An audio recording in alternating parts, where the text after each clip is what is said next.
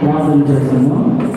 ఓ ప్రభువైన పరలోకపు తండ్రి, దైవ వాక్యమును అక్షరసంగా ఆదాము అప్పుడు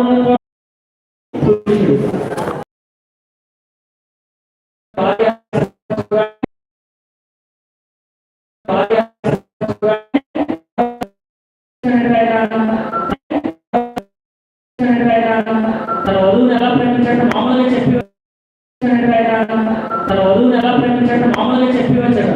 నేను ప్రేమించాను, నేను ఇష్టపడతానని చెప్పి వచ్చాడు. నేను ప్రేమించాను, నేను ఇష్టపడతానని చెప్పి వచ్చాడు. కానీ తన ద్వారా ప్రేమించాడు. అది ఆయన ప్రేమ. వరుడు అంటే ఎవరు? యేసుక్రీస్తు వారు. వధువు అంటే సంఘం. ఆ సంఘాన్ని ఎలా ప్రేమించాడు? మాట ద్వారా కాదు, రక్తం చెల్లించి ప్రేమించారు. చూసారండి, వివాహం అంటే మర్మమైనది, వివాహం అంటే ఘనమైనది, వివాహం అంటే శాశ్వతమైనది. అందుకే వరుడు వదవాలి కానీ మీరు ఏ సైడ్ చేసుకోవాలి. అందుకే శాశ్వతమైనది. వీళ్ళు శాశ్వతమే. ఎందుకంటే మనము కళ్ళు మూసిన తర్వాత పరలోకంలో ఉంటాము, అందరైనా ఉంటాము. కాబట్టి మన జీవితాలు శాశ్వతమైనవి, వివాహం ఇంకా శాశ్వతమైనది. కాబట్టి ప్రేమైన దేవుని సంఘం అందుకోసమే శాస్త్ర పరిచయాలు ఒకసారి అడుగుతారు.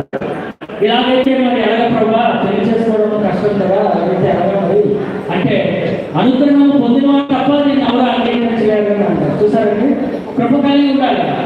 కనికరము, దేవుని కృప కనికరము తెలిస్తేనే దీన్ని అని చెప్పే సందర్భము మనం చూస్తా ఉన్నాము.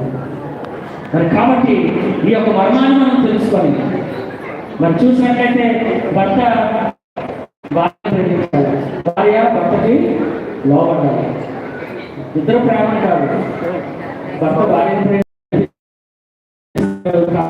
కాబట్టి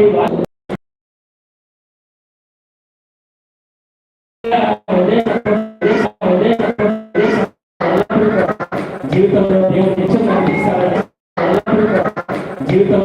నిత్యం నడిపిస్తారని మరి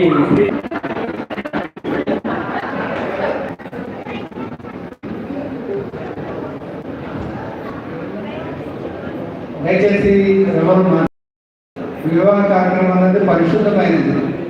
ఈ పరిశుద్ధ వివాహంగా వీరిని